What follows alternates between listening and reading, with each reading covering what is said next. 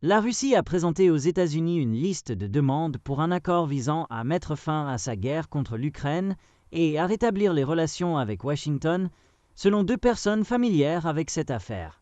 Il n'est pas clair ce que Moscou a exactement inclus dans sa liste ou s'il est prêt à participer aux négociations de paix avec Kiev avant leur acceptation. Des responsables russes et américains ont discuté des conditions lors de conversations personnelles et virtuelles au cours des 3 dernières semaines, ont déclaré les sources. Ils ont décrit les conditions du Kremlin comme larges et similaires aux demandes précédemment présentées à l'Ukraine, aux États-Unis et à l'OTAN.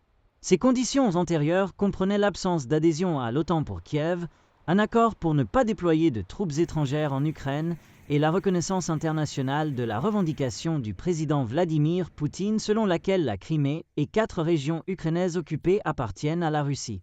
Au cours des dernières années, la Russie a également exigé que les États-Unis et l'OTAN abordent ce qu'elle a appelé les causes profondes de la guerre, y compris l'élargissement de l'OTAN vers l'Est. Le président américain Donald Trump attend une réponse de Poutine sur la question de savoir s'il accepterait un cessez-le-feu de 30 jours que le président ukrainien Volodymyr Zelensky a déclaré mardi qu'il accepterait comme première étape vers des négociations de paix. L'engagement de Poutine envers un éventuel accord de cessez-le-feu reste incertain, les détails devant encore être finalisés. Certains responsables, législateurs et experts américains craignent que Poutine, un ancien officier du KGB, n'utilise un cessez-le-feu pour intensifier ce qu'ils disent être une tentative de diviser les États-Unis, l'Ukraine et l'Europe et de saper toute négociation.